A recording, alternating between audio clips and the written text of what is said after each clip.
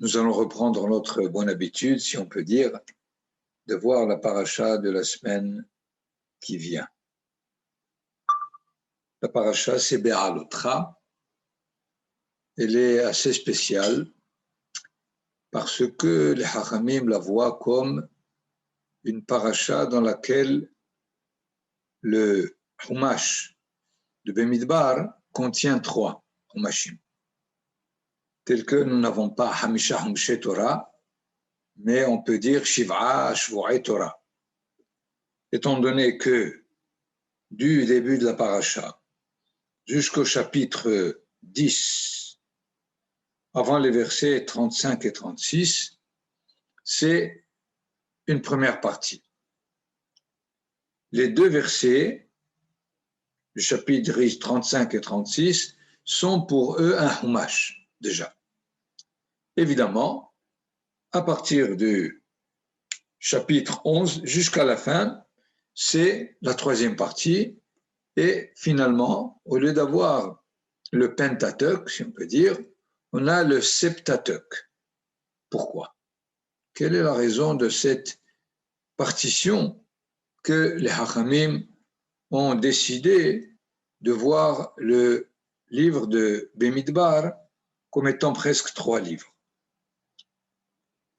Lorsque on passe en revue les sujets jusque-là du Humash Bemidbar, en tout cas dans le Be'alotra, nous avons une continuation de l'organisation du peuple d'Israël qui va, a priori, se mettre en route vers Eretz Israël, comme le dit le verset, le 2e année, le 2e mois et le 20e jour du mois.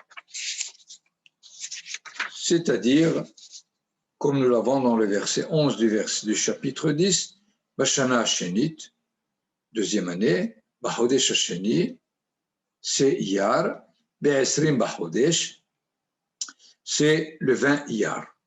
Na'ala et Hanan, l'ordre a été donné de se mettre en route. Et effectivement, dans les versets qui suivent, nous avons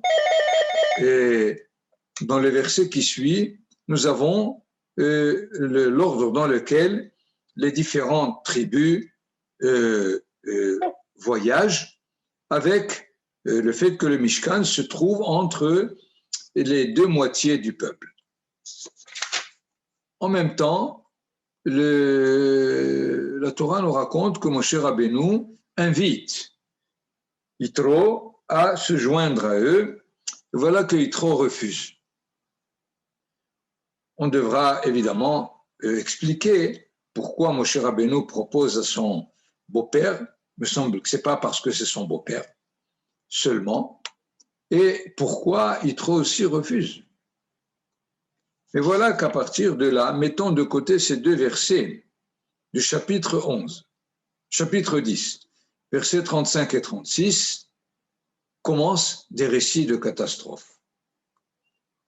Le premier, celui de la demande de viande. Ensuite, nous aurons le récit de l'objection de Myriam et de Aaron par rapport à la conduite de Moshe en répudiant sa femme. Les parachutes qui viennent sont clairs et nets. Les explorateurs, la dispute, la querelle avec Korah. C'est-à-dire, nous avons exactement une société à l'inverse de ce que nous a raconté jusque-là. Du début de Bemidbar jusqu'au verset 35 et 36 du chapitre 10, c'est une société bien organisée qui va se mettre en marche, effectivement, vers la terre d'Israël. On ne sait pas qu'est-ce qui s'est passé, le tout se renverse. Cette communauté ou ce peuple se met dans des tensions dans toutes les directions possibles, si on peut dire, et les choses vont très très mal. Il semble donc comme si la Torah nous décrit deux visages de ce même peuple. Un visage d'un peuple ordonné qui sait où est-ce qu'il va, et deuxième partie d'une société qui se trouve en tension complète, réclamation, objection. Et c'est pour cela que probablement ces deux versets qui sont Vayi bin So'a Aaron Vayomer Moshe, lorsque l'arche se mettait en marche, Moshe Rabbeinu dit Kuma Adonai, tiens-toi Kaviachol Hashem, Veyafutsu Oivecha, et que tes ennemis se dispersent, Veyanusu Mesanecha Mipanecha, et que ceux qui te haïssent se sauvent de devant tes yeux, de devant ton visage. Deuxième verset, et lorsque l'arche est stationnée, arrivée à la station où on commence à se camper, Shuva Adonai, Rivevot Alfei Israël, revient ou remet le calme dans les myriades des milliers d'Israël. Voilà donc ces deux versets qui séparent le début de Bemidbar jusqu'alors et puis le commencement, comme nous l'avons dit, à partir du chapitre 11, dans une tension constante. Au point où nous apprenons avec le texte que Moshe Rabbeinu veut, à la limite, déposer sa candidature et demande à Kadosh Baruch Hu de trouver quelqu'un d'autre qui dirige ce peuple. C'est pas possible. Il ne peut plus être celui qui lui donne tout ce qu'il lui demande. Donc, premier enseignement, évidemment, c'est pour nous dire, quelle que soit la société, le peuple, la nation, qui est en marche, qui va vers un certain but, les querelles, les problèmes, les tensions sont inévitables. De plus, toutes ces tensions ne sont pas causées par le monde extérieur, étant donné que nous sommes abrités, entourés par 7 nuées, 4 nuées dans les 4 directions de l'est, de l'ouest, le nord, le sud, une nuée en haut, une nuée en bas qui fait que le chemin est droit, et même une nuée devant qui assure la bonne direction. Donc, une société protégée de toutes parts. Et voilà qu'elle a des questions, des demandes, des objections. Il me semble pour enseigner à toutes les générations. Sachez, quand il y a des tensions, ne cherchez pas la raison dehors. Ne cherchez pas la cause ailleurs. La cause est à l'intérieur. Pour notre génération, je pense, et beaucoup de générations, à chaque fois qu'on a des problèmes, c'est l'antisémitisme, c'est l'égoïsme, c'est eux qui nous haïssent, c'est eux qui nous cherchent des problèmes, c'est eux qui veulent notre fin. C'est probablement vrai. Hazve Halila, je ne suis certainement pas en train de trouver des raisons pour l'égoïsme de faire ce qu'ils font. Il n'y a aucun doute. Mais quelque part, nous sommes obligés de voir notre part de responsabilité. C'est ce que ce livre de Bemidbar essaie de nous dire, étant donné que la Torah nous raconte l'histoire d'une société complètement protégée, même des problèmes économiques. Ils ont la manne, ils ont le puits qui leur donne à boire, et toute la protection, et voilà qu'il y a des questions, il y a des problèmes.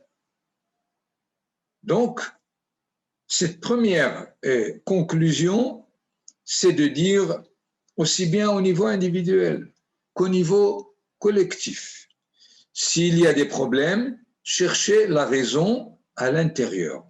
Cherchez votre responsabilité ou votre part de responsabilité dans le problème qui s'est créé. Et d'ailleurs, Akadosh Baruch Hu ne justifie pas.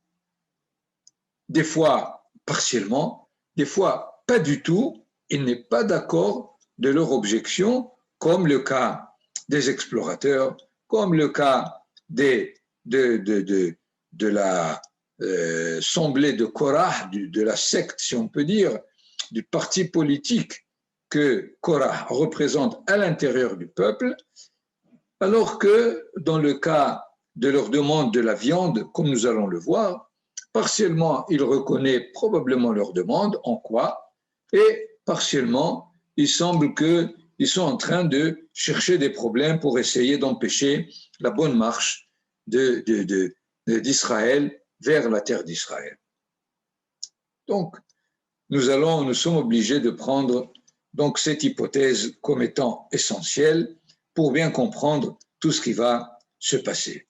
D'ailleurs, il me semble que les deux versets qu'on a lus tout à l'heure, qui constituent pour les Hachamim un livre à part. En quoi c'est un livre à part? Le contenu des deux versets, finalement, nous disent tout ce que l'histoire tout ce qui nous attend dans l'histoire d'Israël. Parce que Binso Aaron, lorsque l'arche se met en voyage, finalement, c'est tout Israël qui se met en voyage. Et dans le voyage, il va y avoir aussi bien des tensions extérieures qu'intérieures, et Moshe Rabbeinu, comme s'il priait, comme s'il demandait, Kuma Adonai, veyafutzu oivecha. Nous savons que immédiatement des ennemis vont se mettre sur pied pour essayer de nous empêcher de faire notre voyage. Il y a les oivecha et mesanecha. Il y a les ennemis et ceux qui te haïssent. Les ennemis, c'est ceux qui le font de façon ouverte, même en déclarant la guerre. Et mesanecha, ceux qui te haïssent, ceux qui le font dans leur cœur, ceux qui ne peuvent pas se mettre contre Israël, mais ils ne sont pas du tout pour ce qu'Israël veut donner au monde. Dans ce sens, ce verset décrit à la limite l'histoire entière. Et si Israël finalement réussit dans sa marche, donc l'arche peut se reposer, Shuva Adonai rivevot alfei Israël, revient ou redonne le repos aux myriades, comme on traduit, des milliers d'Israël, c'est-à-dire finalement, Israël s'est multiplié, il constitue la masse critique de la Shrina qui revient. Il me semble, déjà dans le Pshat, dans le sens premier littéral de ces deux versets, combien ces deux versets constituent un livre pour lui-même, pour nous décrire finalement l'histoire d'Israël, des millénaires qu'elle va traverser. D'une part, lorsqu'elle est en voyage, les peuples ne sont pas d'accord, et lorsqu'elle réussit à arriver à son but, il y a le dévoilement de la Shrina elle-même. Et dans les deux versets, Moshe Rabbeinu rappelle le tétragramme, rappelle celui qui dirige Israël constamment. Et finalement, ces deux versets, effectivement, séparent la première partie de la deuxième, qui sont en opposition complète du visage que l'histoire d'Israël peut couvrir une fois une sorte d'une génération de Shlomo HaMelech, la paix reconnue par le monde entier, et aussi le visage d'Israël qui est en guerre à l'intérieur de lui-même et en guerre avec tous les ennemis extérieurs. Voilà, si vous voulez, comme introduction pour essayer de voir qu'est-ce qui se passe dans les deux situations. Nous revenons donc à la première partie dans laquelle nous avons le récit de ceux qui étaient impurs et qui ne pouvaient pas réaliser le Pessah, le premier Pessah, en dehors de celui qui s'est réalisé en Égypte. Puisque le premier Pessah était en Égypte, Israël sort d'Égypte, un an passe, et Akadosh Baruch Hu demande à Moshe Rabbeinu qu'Israël fasse Pessah au désert. C'est le chapitre 9, le verset 2, Ve'yasu bnei Israël et Passah bemoado, que Israël fasse Pessah en son temps. Mais voilà qu'il y avait ceux qui étaient impurs, pour plusieurs raisons, et qui demandent d'être, on a l'impression qu'ils demandent une deuxième session de rattrapage. Et Akadosh Baruch Hu dit, oui. Bon, ceux qui sont impurs, ou même ceux qui n'ont pas pu arriver là où le Pessah se passe, on leur donne le 14 Iyar. Et les Hachamim nous disent, faites attention. Étant donné que le Pessah Sheni, c'est une mitzvah, et une mitzvah, donc, elle était prévue. Ne pas comprendre le Pessah Sheni comme une session de rattrapage. Pas du tout. Ça devait être donné par la Torah, mais voilà qu'il y a ceux qui, par leur mérite, ont ou étaient ceux qui ont donné cette mitzvah par leur demande. C'est-à-dire comme s'il y avait deux Pessah. Le Pessah que Akadosh Baruch Hu ordonne, c'est celui qui a été ordonné en Égypte, et le Pessah que le Ham Israël demande, cherche. Il n'y a pas seulement le fait que Akadosh Baruch Hu demande à Israël de dévoiler leur appartenance à Akadosh Baruch Hu, et le Pessah que Israël lui-même formule et demande qu'il soit rattaché à Akadosh Baruch Hu, ce que le Zohar plusieurs fois indique par It'aruta dil Ela et It'aruta dil Teta. Il y a des fois où c'est d'en haut que le réveil se fait, et il y a des fois c'est d'en bas que le réveil se fait, et c'est pour cela qu'on a deux Pessah. On n'a pas deux Sukkot, on n'a pas deux Rosh Hashanah, mais c'est par rapport à Pessah, puisque Pessah est effectivement le point de départ de l'alliance qui doit se créer entre Akadosh Baruch Hu et Israël. Au début, c'est Akadosh Baruch Hu qui a lancé l'objectif de l'alliance, et ici, avec ceux qui étaient impurs, on a aussi le deuxième Pessah. Il faut bien donc le comprendre que ce n'est pas une session de rattrapage. Un détail halachi, si vous voulez. Un converti qui s'est converti entre les deux Pessah, entre le 15 Nissan entre le 14 Nissan et le 14 Iyar. Est-ce qu'il doit faire Pessah ou non? Si c'est une session de rattrapage, il n'a pas besoin, puisqu'il n'était pas obligé. Mais si c'est un Pessah pour lui-même, il est obligé. La halakha, il faut qu'il fasse Pessah Sheni. Donc, nous voyons bien la caractéristique de ce Pessah Sheni. Nous avons essentiellement maintenant la demande de Moshe Rabbeinu d'exiger, ou à la limite de supplier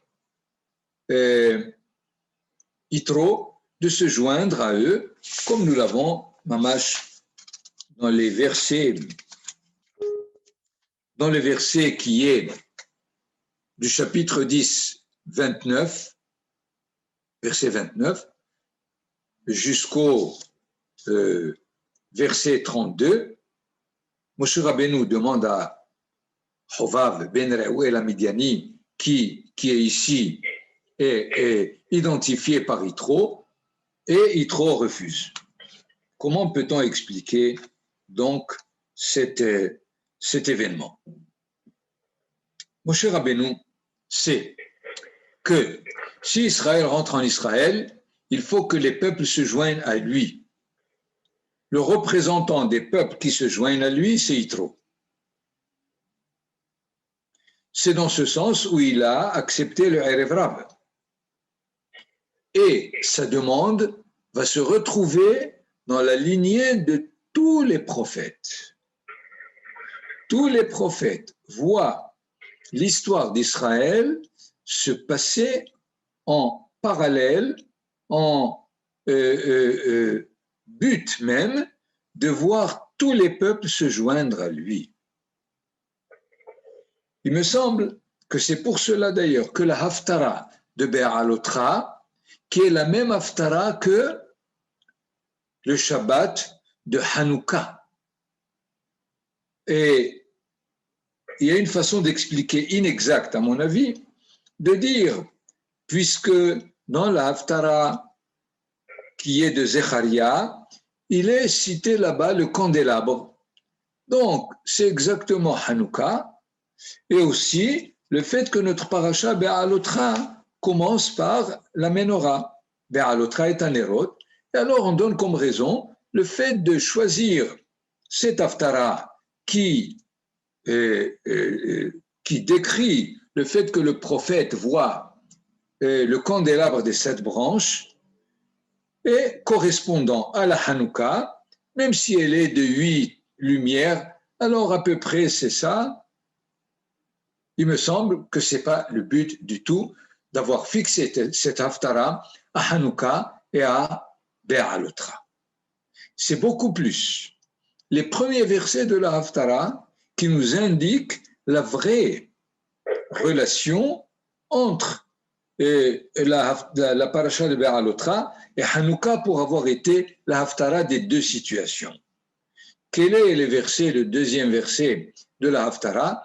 Venilvu goyim rabbim el Adonai bayom hahu. Et plusieurs nations se joindront à Hachem ce jour-là.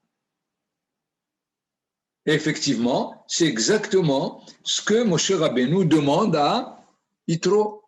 Parce que Moshe Rabbeinu sait que si Israël sort d'Égypte, c'est pour faire sortir toute l'humanité d'Égypte. Si Israël va en Israël, c'est pour qu'en Israël, il fasse que la nation soit le modèle des nations de toute l'humanité. C'est dans ce sens où la Haftara rejoint la paracha. C'est aussi valable pour Hanouka, puisque Hanouka c'est quoi? C'est le moment où Israël se trouve en rapport avec le monde grec, puisque les Asmonéens, c'est l'époque où nous retrouvons cette relation entre Israël du deuxième temple et le monde grec. Ça n'a pas réussi, mais l'objectif était, comme l'annonce la Haftara de Zecharia, Zecharia se trouve au début du deuxième temple et il demande à la limite au peuple d'Israël qui vient de revenir de l'exil de Babylonie de faire l'effort à ce que les peuples le rejoignent. La tentative était au niveau des Grecs et ça n'a pas réussi. Évidemment, ça s'est transformé en guerre plutôt qu'en voisinage, en bon voisinage. Et il est donné à toutes les générations à venir de réussir ce but. Donc, c'est dans ce sens où Moshe Rabbeinu demande à Yitro de se joindre à lui. C'est évidemment le guerre, par définition, l'étranger ou celui qui veut rejoindre la collectivité d'Israël. Et voilà que Yitro refuse. Dans ce refus, il y a une sorte d'annonce d'un échec. Yitro refuse comme pour dire, entre guillemets, vous n'êtes pas encore prêt d'accepter l'étranger. Ah ouais. Vous n'êtes pas encore formé pour ça. Donc, je ne peux pas me joindre à vous. Quand vous serez en mesure, je le ferai. Et il me semble qu'à l'opposé de Yitro, nous avons Ruth. Ruth, c'est les mêmes lettres que Yitro, avec un Yud qui montrait, c'est, disons-le, Ruti. Elle s'appelait aussi Ruti pour être comme les mêmes lettres de Yitro, mais probablement que Ruth a senti, ou là, peut-être, le peuple d'Israël est prêt et on va essayer d'engendrer celui qui va faire à ce que tous les peuples se joignent à Israël. Effectivement, David Amelech a fait un travail énorme, tel que son fils Shlomo représente cette génération où les peuples ont rejoint. Vous connaissez, lisez l'histoire de Mélachim, que ce soit la reine de Saba ou l'Égypte, qui viennent et qui reconnaissent Israël comme étant le peuple modèle de toute l'humanité. Mais il semble que après une génération, les discordes ont recommencé à l'intérieur d'Israël, ils ont provoqué le schisme même des 12 tribus et le problème est remis pour ce qu'on appelle la fin des temps. Voilà et comment donc on peut essayer de comprendre, et avant que ne commencent les problèmes, la proposition de Moshe Rabbeinu de Yitro de se joindre. Il lui dit au verset 31, ne nous quitte pas. Tu as vu notre campement dans le désert, c'est-à-dire combien nous sommes vraiment bien organisés. Et tu seras pour nous même une sorte des yeux qui donnent une direction, qui nous donne exactement, probablement, le baromètre de la relation. Mais après cette demande, nous ne voyons pas encore Yitro dire « Oui, je me joins à vous ». Et donc, il est reparti chez lui.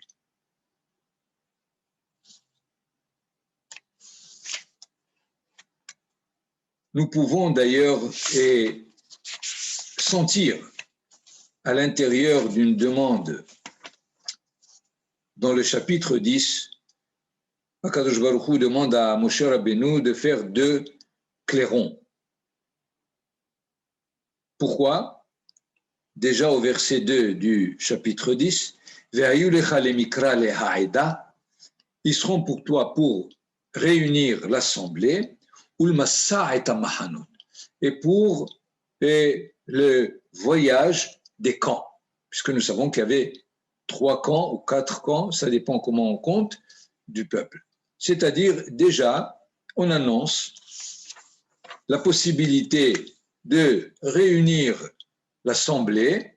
Israël est bien assis, il est en train d'écouter ce que Moshe Rabbeinu ou le grand de chaque génération doit lui transmettre au moment, à la génération présente, et aussi pour le cas des voyages, et nous verrons plus tard dans le verset 9 et 10 du même chapitre, où on doit se servir des 2 clairons dans le cas de la guerre et dans le cas des fêtes.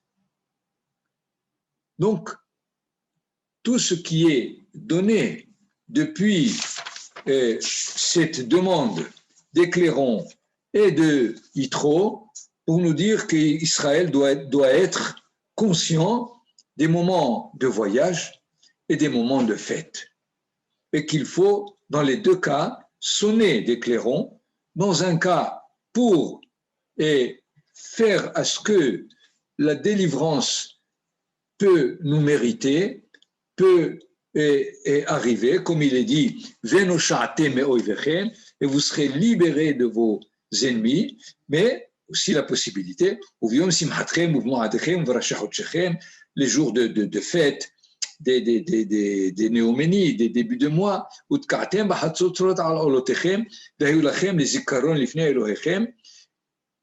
le fait de sonner de ces clairons dans le Beth Amikdash, c'est afin de concrétiser effectivement que nous sommes tous ici réunis pour fêter les fêtes de Hachem, puisque les fêtes de Hachem sont des moments de rencontre entre Israël et Hachem. C'est-à-dire, dans le cas des guerres, dans le cas des malheurs, on appelle Hachem pour être avec nous, et dans le cas des fêtes, on dit à Hachem qu'on est avec lui. C'est dans ce sens où les 2 situation demande à être annoncée par ces clairons. Voilà donc, et pour cette première partie, qui, comme on l'a dit, avant les deux versets essentiels, qui ont fait que cette paracha est divisée en trois, la demande de la viande. Comment est-ce qu'on peut comprendre qu'Israël demande la viande? A priori, ils avaient tout ce qu'ils voulaient. Nous savons que dans la dernière paracha ou l'avant-dernière paracha de Bemidbar, il y a un verset qui dit Umikne rav haya livne Gad velivne Reuven atzum meod. Il y avait beaucoup de bétail aux tribus essentiellement de Gad et de Reuven, très puissants. Donc ils avaient, pourquoi ils demandent de la viande ici? Et Moshe Rabbeinu, qui est, si on peut dire, paniqué, mais Aïn li basar la tête lechol ha'am hazeh. Jusqu'au point où, au verset 11 du chapitre 11, Vayomer Moshe el Adonai lama are'ota le'avdecha. Pourquoi tu me fais tellement de problèmes? Velama lo matzati hen be'enecha. Et je n'ai pas trouvé grâce à tes yeux. La soum et massa kol ha'am hazeh alay. De faire à ce que le poids de tout ce peuple est sur moi. Qu'est-ce qui se passe? Il leur donne la manne, il ne peut pas leur donner de la viande. Le miracle de la manne peut être aussi valable pour le miracle de la viande. Comment peut-on expliquer donc cette difficulté que Moshe Rabbeinu trouve à subvenir à la limite à ce besoin de la viande? Il manque ici un petit détail. C'est que nous avons déjà dans la paracha de Emor, Akadosh Baruch Hu demande à cette génération du désert que tout celui qui veut manger de la viande, il faut qu'il apporte au Mishkan, il faut qu'il apporte au tabernacle. C'est-à-dire, conclusion, personne ne peut prendre un veau, un bélier, un taureau, lui faire la shhita et le consommer. À chaque fois, il faut qu'il vienne jusqu'au tabernacle. Il semble que c'est ce qu'ils sont en train de réclamer. C'est-à-dire, nous voulons consommer de la viande sans passer par le Mishkan, sans passer par le tabernacle. Toute cette demande d'arriver et que le Kohen prenne le sang et qu'il l'asperge sur l'autel, tout ça leur était difficile. A priori, quelle est la difficulté et en quoi ils peuvent avoir raison, puisque Moshe Rabbeinu ne leur dit pas vous êtes des Rechaïm, vous ne savez pas de quoi il s'agit. Il dit à Kadosh Baruch Hu, je ne peux pas leur donner. Qu'est-ce qu'ils exigent? C'est qu'il y a là probablement une certaine demande qui est très importante et je pense dans une certaine interprétation pour toutes les générations à venir. Manger une viande de sacrifice, c'est pas difficile puisqu'elle a passé toutes les étapes qui font que on est prêt à consommer de la viande de façon, disons entre guillemets, normale, normalisée par la Torah. Mais ce que le peuple dans cette paracha demande, c'est qu'il puisse manger de la viande à la limite par envie de manger de la viande. Et qu'il puisse être en mesure de maîtriser le fait que la consommation de la viande est difficile et c'est pour cela qu'il faut qu'elle passe par le tabernacle et par toutes les étapes que le sacrifice doit passer, et être capable donc de manger de la viande sans qu'elle passe toutes ces étapes. Essayons de généraliser si vous voulez. Finalement, dans la vie, il y a les moments de ce qu'on appelle les moments de culte, et il y a les moments, je ne dirais pas incultes, mais des moments qui sont réchoutes. C'est-à-dire, on trouve dans la vie le moment où on prie, le moment où on fait une bracha, le moment où on fait Birkat Hamazon, et le Shabbat, et les fêtes, c'est le domaine du sacré, c'est le domaine de ce qui est saint. On est à la limite protégé par ce que la Torah nous demande d'être en ces moments.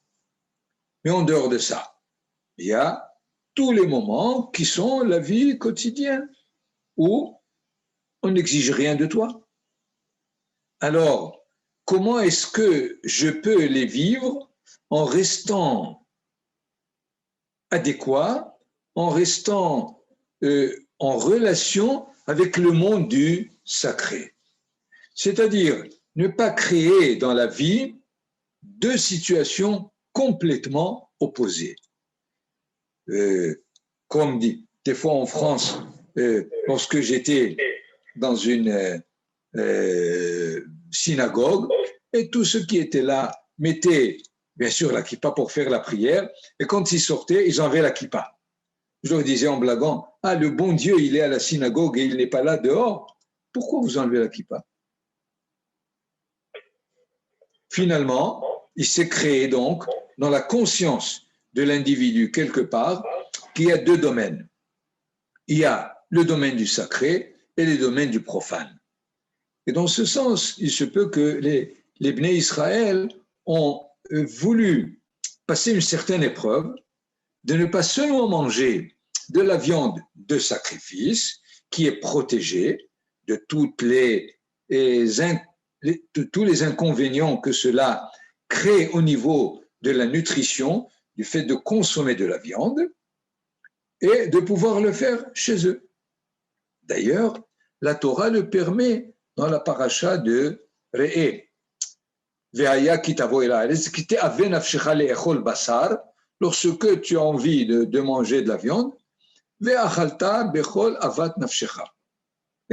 il faut simplement faire la shrita, et donc comme si en Eretz Israël, on est capable de manger de la viande sans la porter au Beth Amikdash, mais quand on est dans le désert, il y a cette demande d'apporter chaque fois qu'on veut consommer de la viande au Mishkan, et ici, les Bnei Israël demandent de pouvoir le consommer sans aucune exigence de sacrifice.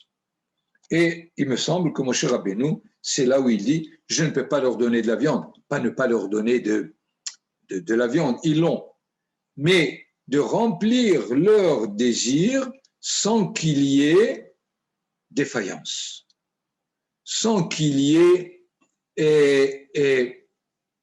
comment on dit, quelque chose qui va déranger l'individu ou le peuple lui-même.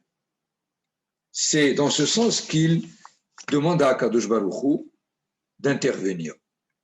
Parce que Moshe Rabbeinu, c'est l'homme des mondes spirituels, c'est l'homme du monde du miracle. Il n'est pas de ce monde-là où le monde matériel veut aussi inclure la capacité de relation avec Akadosh Baruch Hu. Et d'ailleurs, beaucoup donnent comme raison le fait qu'il ne soit pas rentré en Israël parce qu'il est cet homme du monde spirituel beaucoup plus que du monde matériel. Et on attendra évidemment le Mashiach ben David qui lui sera capable de faire à ce que le monde matériel est aussi objet, est aussi la base d'un culte divin n'importe où. Que ce soit dans le Beth Amikdash ou que cela soit à Mahane Yehuda ou tout autre endroit qui n'est pas spécifiquement un endroit de culte sacré. Dans ce sens, Akadosh Baruch Hu donne une réponse à Moshe Rabbeinu, prends-toi 70 des notables d'Israël et ils vont t'aider. C'est-à-dire en quoi ils vont t'aider? Ils seront ceux qui font la relation entre toi et le peuple. Eux, ils ont beaucoup plus contact avec le peuple dans tous ces problèmes, et donc ils pourront donner une certaine réponse. C'est là, et il me semble, une des façons de pouvoir comprendre le fait d'Israël de demander de la viande alors qu'ils ont de la viande. Pourquoi ils veulent?